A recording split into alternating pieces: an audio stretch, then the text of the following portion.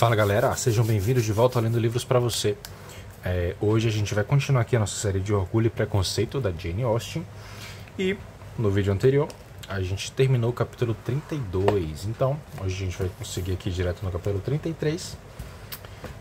Bom, é isso, sem muitas introduções para hoje. Já se inscreve no canal, deixa o like no vídeo e vamos direto aqui para a nossa leitura. Então vamos lá. Capítulo 33.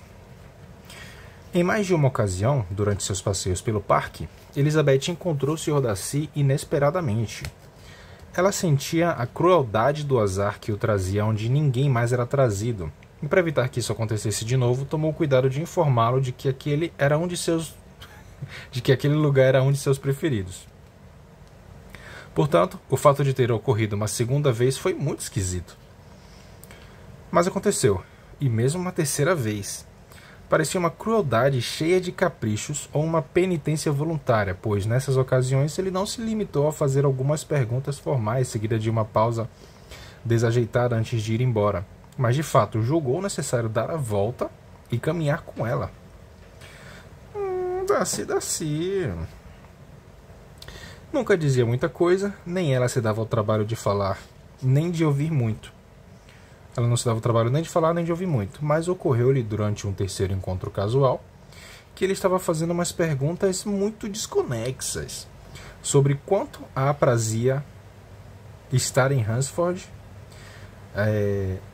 seu amor por caminhadas solitárias e sua opinião a respeito da felicidade do Sr. e da Sra. Collins.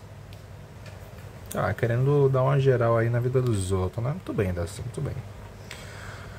Ao falar de Rosings e do fato de que ela não entendia bem a casa, Darcy pareceu esperar que, sempre que Elizabeth voltasse a Kent, ela se hospedasse lá também. As palavras dele causavam essa impressão. Acaso ele estaria pensando no Coronel Fitzwilliam? Ela supunha que, se Darcy quisesse insinuar algo nesse sentido, estivesse aludindo a algo que poderia surgir em relação ao primo. Isso a perturbou um pouco, e Elizabeth ficou muito feliz ao se ver no portão diante da casa paroquial. Um dia, em sua caminhada, ela se ocupava de ler a última carta de Jane, enquanto se demorava em uma passagem que provava que a irmã não tinha escrito em um momento feliz. Elizabeth, ao erguer os olhos, em vez de ser surpreendida novamente pelo Sr. Darcy, avistou o Coronel Fitzwilliam vindo ao seu encontro. Guardando a carta imediatamente e forçando um sorriso, disse: "Não sabia que o senhor caminhava por aqui." "Eu ainda não havia feito o passeio que faço todo ano pelo parque", ele replicou. "Planejo encerrá-lo com uma visita à casa paroquial. A senhorita vai até muito mais longe?" "Não. Eu teria dado a volta a qualquer momento." E, de acordo, ela o fez. E os dois caminharam juntos até a casa paroquial. "Está certo de que o senhor irá embora de Kent no sábado?" perguntou Elizabeth. "Sim, se Darcy não adiar de novo, mas estou à disposição dele. Ele arranja as coisas como lhe dá vontade." Então Darcy está enrolando para ir embora, por algum motivo. Tá bom. "E se não puder se satisfazer com os arranjos, ao menos tenho o grande prazer de exercer o poder de escolha. Não conheço ninguém que pareça gostar mais do poder de fazer o que quer do que o Sr. Darcy." "Ele gosta mesmo de fazer as coisas do seu jeito", replicou o Coronel Fitzwilliam. "Mas isso vale para todos nós. A diferença é que ele tem melhores meios de consegui-lo do que muitos outros, porque é rico, e os outros são pobres." Falou com simpatia, sabe? Um filho mais novo deve ser acostumado à abnegação e à dependência. Duas lapadas secas aí pra vocês. "Quando o senhor foi impedido..." Não, abnegação e dependência. "Em minha opinião..." Elizabeth falando agora, né? "Em minha opinião, o filho mais novo de um conde conhece pouco das duas coisas. Agora, de verdade, o que o senhor sabe de abnegação e dependência? Quando o senhor foi impedido pela escassez de dinheiro de ir aonde desejasse ou de adquirir algo que quisesse?" "Essas perguntas são familiares", Coronel Fitzwilliam falando. E talvez eu não possa dizer que experimentei muitas dificuldades dessa natureza, mas em questão de maior peso, posso sofrer pela falta de dinheiro. Filhos mais novos não podem se casar com quem querem, Elizabeth, a menos que gostem de uma mulher rica, o que acho que costuma ser o caso. Nossas despesas habituais nos tornam dependentes demais e não há muitos homens de minha posição social que podem se casar sem prestar atenção na questão do dinheiro.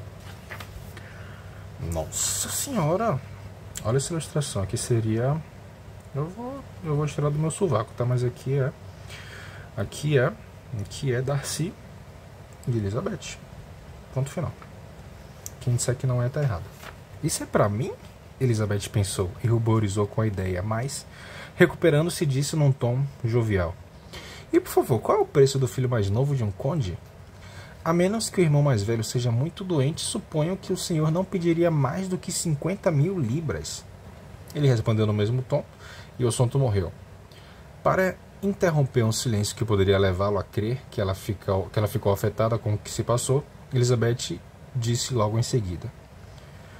Imagino que seu primo tenha trazido o senhor, no caso o Darcy, né? Tenha trazido o senhor para cá com ele para ter alguém à disposição. Admira-me que ele não se case para assegurar uma conveniência mais duradoura desse tipo. Mas talvez a irmã dele sirva bem no momento. E como ela está somente sob o cuidado dele, ele possa fazer o que quiser com ela. Não, essa é uma vantagem que ele deve dividir comigo, disse o coronel Fitzwilliam. Compartilho com ele a tutela da senhorita Darcy. É mesmo? E que tipo de guardiões são os senhores? Sua encarregada lhes dá muito problemas? Às vezes é difícil lidar com jovens da idade dela, e se ela tiver o verdadeiro espírito dos Darcy, deve gostar de fazer as coisas do próprio jeito. Enquanto falava, Elizabeth observou que o coronel a olhava com seriedade e o modo como este imediatamente perguntou sua motivação para supor que a senhorita Darcy estaria propensa a lhes causar qualquer preocupação, a convenceu de que, de algum modo, chegou bem perto da verdade. Ele respondeu imediatamente. Não se assuste. Nunca ouvi falar nada de mal dela. Ouso dizer que ela é uma das criaturas mais dóceis do mundo. É uma das prediletas de algumas damas que conheço, a senhora Hush e a senhorita Bingley. Acho que ouvi o senhor dizer que as conhece. Conheço um pouco.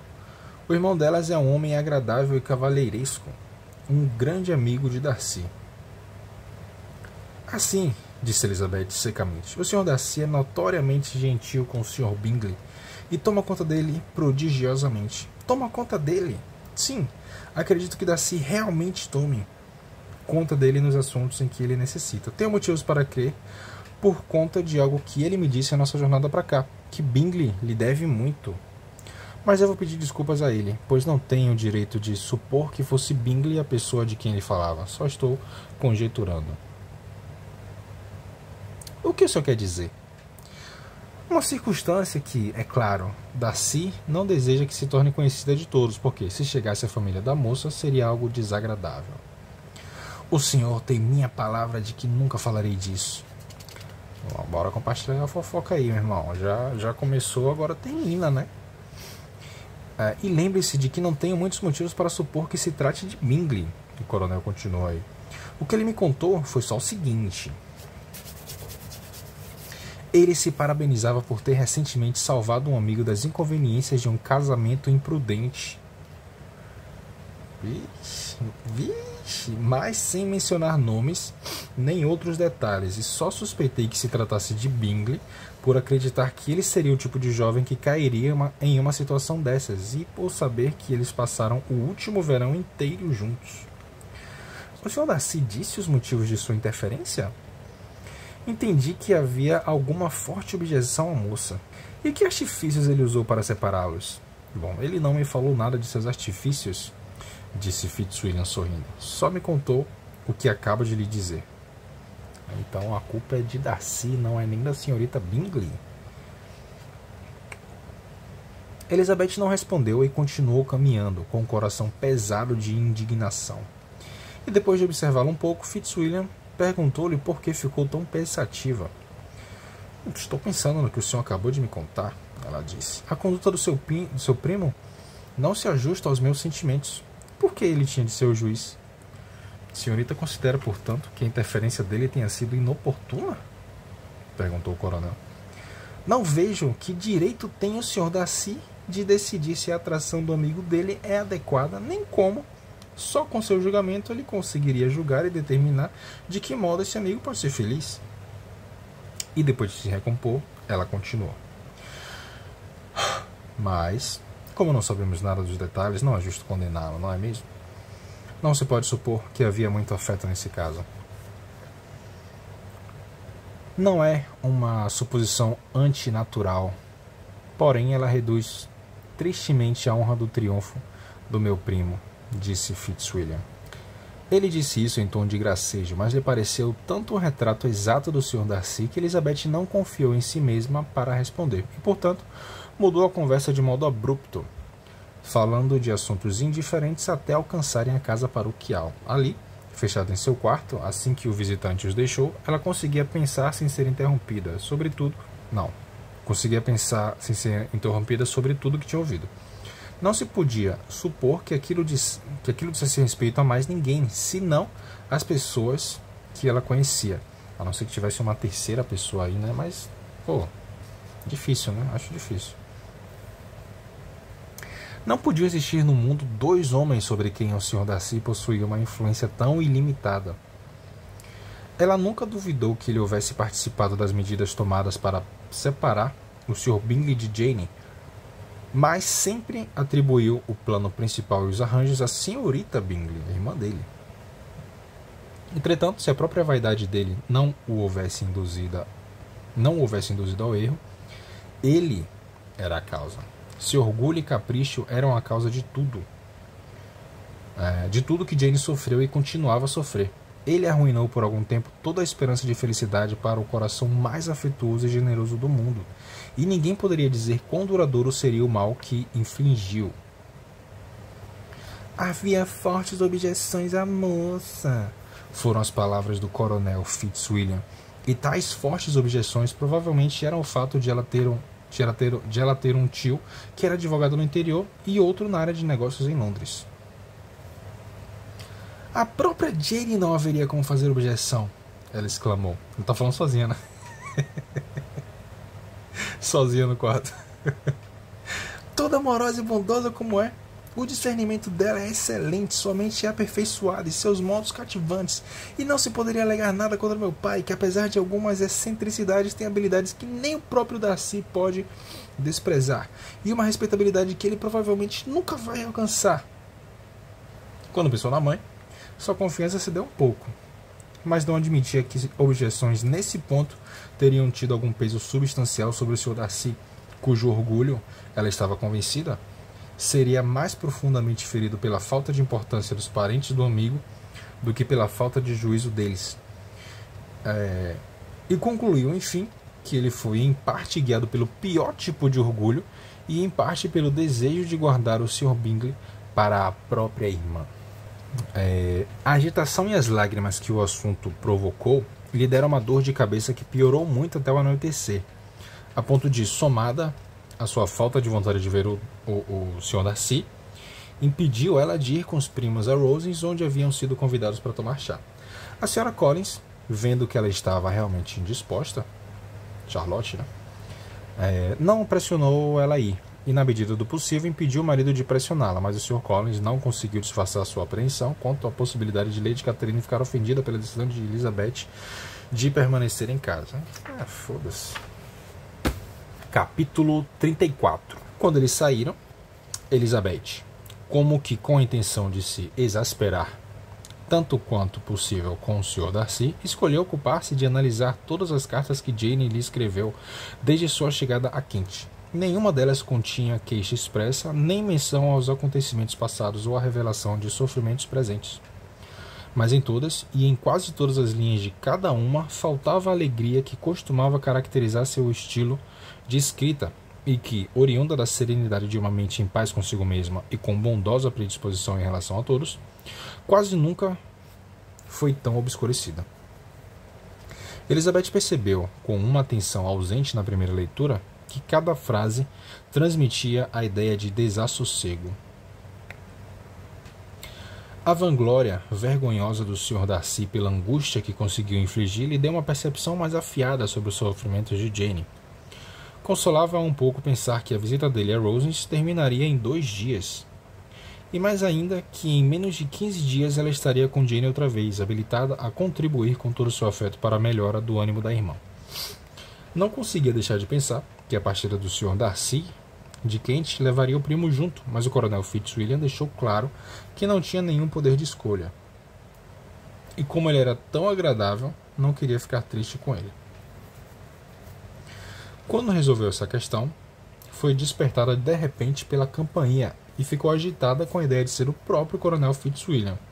Não é, né? Obviamente não é. Que já apareceu tarde da noite uma vez e poderia estar vindo perguntar especificamente por ela. Mas a ideia logo foi afastada e seu ânimo afetado de outra maneira quando, para seu absoluto assombro, viu o Sr. Darcy adentrar a sala. Lá vem. De modo muito apressado, ele logo começou a perguntar a respeito de sua saúde, atribuindo sua visita ao desejo de ouvir que ela estava melhor. Elizabeth respondeu-lhe com fria polidez. Ele sentou-se por alguns momentos e, levantando-se, começou a andar pela sala. Elizabeth ficou surpresa, mas não disse nada. Depois de um silêncio de vários minutos, o Sr. Darcy aproximou-se dela nervosamente e disse: Lá vem. Lutei em vão. De nada adianta. Meus sentimentos se recusam a se deixar dominar. A senhorita deve me permitir lhe dizer quanto a admiro e a amo ardentemente. Elizabeth não conseguiria manifestar seu assombro. Encarou-o, ruborizada, hesitante e muda. Ele considerou essa reação um encorajamento suficiente e a confissão de tudo o que estava sentindo e que havia muito tempo sentia por ela seguiu-se imediatamente. Ele falou bem, mas detalhou outros sentimentos além daqueles de seu coração, e não foi mais eloquente no assunto da ternura do que no do orgulho. Sua consciência da inferioridade dela, que era uma degradação, os obstáculos familiares que sempre haviam sido obstáculo ao afeto, foram detalhados com um ardor que parecia se dever à importância social que ele estava ferindo. Mas era muito improvável que tal detalhamento favorecesse seu pedido. Apesar da profunda antipatia que tinha por ele, Elizabeth não conseguiu ficar indiferente à honra de receber a afeição de um homem como ele. Apesar de suas intenções não terem mudado nem por um instante, ele a princípio sentiu pena pela dor que lhe causaria, até que, inflamada pelo ressentimento desperto por seus dizeres subsequentes, perdeu toda a compaixão para a ira. Entretanto, tentou se recompor, para lhe responder com paciência quando ele terminasse de falar. Sr. Darcy, concluiu, expondo-lhe a força do seu afeto, o qual, apesar de seus esforços, descobriu ser impossível vencer, e expressando sua esperança de que ela aceitasse sua mão. Enquanto falava, Elizabeth percebeu que ele não tinha a menor dúvida de que ela responderia positivamente. Darcy falava em apreensão e ansiedade, mas seu semblante expressava uma segurança verdadeira. Tal fato só conseguiu exasperá-la ainda mais, e quando ele acabou, as bochechas de Elizabeth coraram e ela disse... :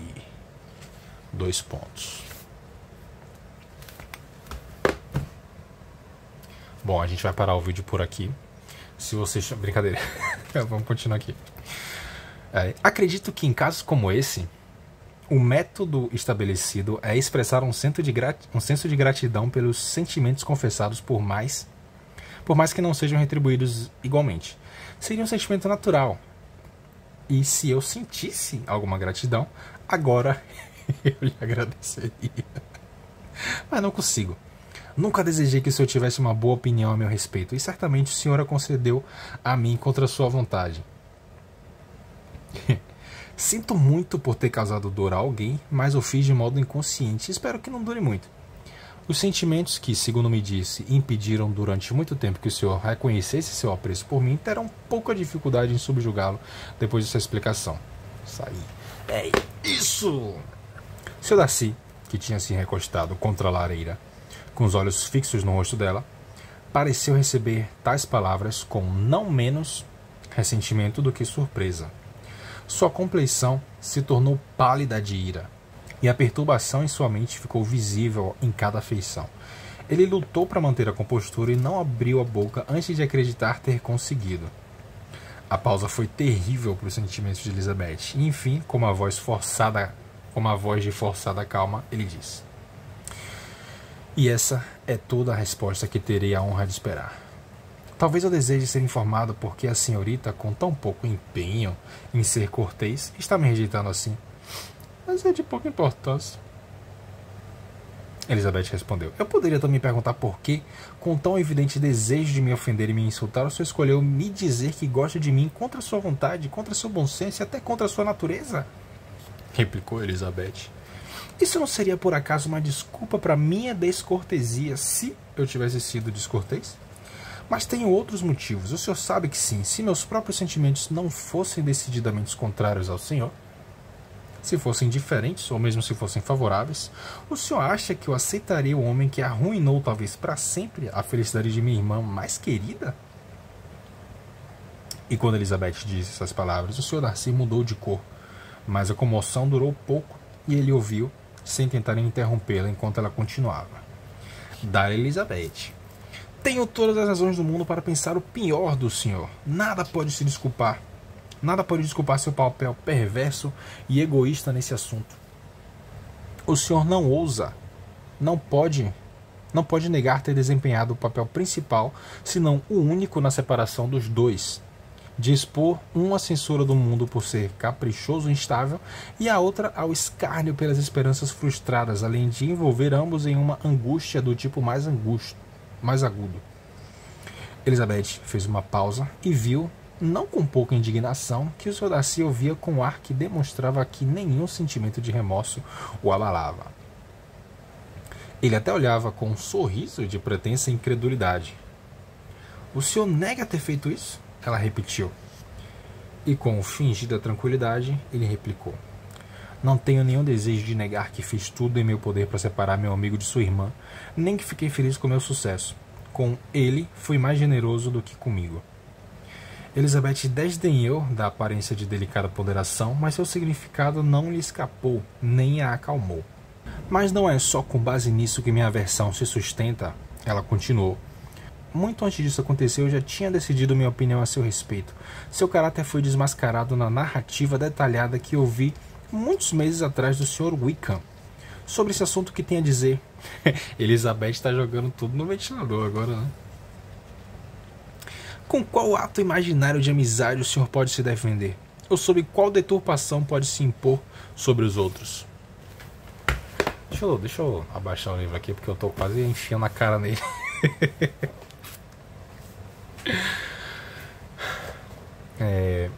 Darcy então vai responder, né? "A senhorita assumiu ávido interesse pelas inquietudes desse cavalheiro", disse Darcy, num tom menos tranquilo, com um timbre mais intenso. "Quem conhece os infortúnios que se abateram sobre ele pode deixar de se sentir interessado?" "Fortúnios?" repetiu Darcy com desdém. "Sim, os infortúnios dele realmente foram muitos." Ironia aqui, né? "Impostos pelo senhor," exclamou Elizabeth, enérgica. "O senhor o reduziu ao presente estado de pobreza relativa. O senhor negou-lhe as vantagens que sabia terem sido destinadas a ele, privou os melhores anos da vida dele de uma independência que não era menos justa do que merecida. O senhor fez tudo isso e ainda consegue tratar a menção aos infortúnios dele com desdém e escárnio." "E essa é sua opinião sobre mim?" exclamou Darcy, caminhando pela sala a passos rápidos. "É com esses olhos que a senhorita me enxerga. Eu lhe agradeço por explicar tão integralmente. Meus defeitos, de acordo com essa conta, são de fato muito pesados. Mas talvez," ele acrescentou, parando de andar e virando-se para ela, "talvez essas ofensas pudessem ter sido desconsideradas se seu orgulho não houvesse sido ferido pela minha honesta confissão dos escrúpulos que há muito me impediram de traçar planos sérios. Essas acusações amargas poderiam ter sido sufocadas se eu, com maior prudência, escondesse meus conflitos e a adulasse até a senhorita crer que fui impelido por uma inclinação incondicional e imperturbável, tanto pelo bom senso quanto pela reflexão, por tudo, mas qualquer tipo de dissimulação me causa repugnância. Não tenho vergonha dos sentimentos que relatei. São naturais e justos. A senhorita poderia esperar que eu me alegrasse com a inferioridade de seus parentes. Que desgraçado, velho. Que bicho canalha. Que eu me parabenizasse pela esperança de me relacionar com pessoas cujas condições de vida são incontestavelmente inferiores às minhas? Elizabeth sentia-se mais irritada a cada momento. Eu também. Mas tentou ao máximo manter a compostura ao dizer: o senhor se engana, Sr. Darcy. Se acredita que o modo de sua declaração me afetou de qualquer maneira, além de me poupar da preocupação que eu poderia ter sentido ao rejeitá-lo, caso tivesse se comportado de maneira mais cavalheiresca. Elizabeth viu Darcy sobressaltar-se com isso, mas ele nada disse e ela continuou: o senhor não poderia ter me oferecido sua mão de nenhum modo que me deixasse tentado a aceitá-la. Novamente, o espanto de Darcy ficou óbvio, e ele a olhou com uma expressão que mesclava incredulidade e agonia. Ela prosseguiu: desde o começo, posso dizer que quase desde o primeiro momento em que nos conhecemos, seus modos que incutiram em mim a profunda crença em sua arrogância, sua presunção e seu desdém egoísta pelos sentimentos dos outros, deram origem a um alicerce de desaprovação sobre os quais eventos posteriores construíram uma aversão tão imutável. Não fazia um mês que nos conhecíamos quando eu senti que o senhor seria o último homem do mundo com quem eu me casaria. Caralho. Aí Darcy, chega, tá bom já. Darcy continuou: a senhorita já disse o suficiente. Compreendo seus sentimentos perfeitamente e agora só me resta sentir vergonha dos meus. Me perdoe por ter tomado tanto do seu tempo e aceite meus melhores votos pela sua saúde e felicidade. Com essas palavras, ele deixou a sala depressa e Elizabeth ouviu-o abrir a porta da frente no momento seguinte e deixar a casa. Ah, vai embora. O tumulto em sua mente agora estava dolorosamente grandioso. Ela não sabia como se sustentar e, por verdadeira fraqueza, sentou-se e chorou durante meia hora. Seu assombro, ao refletir sobre o que se passou, aumentava quanto mais recapitulava. Um pedido de casamento do Sr. Darcy. O fato de ele ter estado apaixonado por ela havia tantos meses, tão apaixonado a ponto de fazê-lo desejar se casar com ela, apesar de todas as objeções que o haviam feito impedir que o amigo se casasse com Jane, e que deveriam ter ao menos força igual no caso dele. Ela quase não conseguia acreditar. Era gratificante ter inspirado inconscientemente um afeto tão forte, mas o orgulho do Sr. Darcy, seu abominável orgulho, sua confissão descarada de tudo o que fez em relação a Jane, sua firmeza imperdoável ao reconhecer, embora não pudesse justificar, a maneira insensível como aludiu ao Sr. Wickham sem tentar negar sua crueldade para com ele, logo subjugaram a compaixão estimulada por um momento pela consideração do afeto dele. Suas reflexões perturbadas continuaram até o som da carruagem de Lady Catherine fazê-la sentir quanto estava incapacitada. Sai daqui, mosquito desgraçado. Suas reflexões perturbadas continuaram até o som da carruagem de Lady Catherine fazê-la sentir quanto estava incapacitada de enfrentar a atenção de Charlotte e correu para o seu quarto. Bom, pessoal, por hoje é isso. A gente vai ficar por aqui nesse vídeo.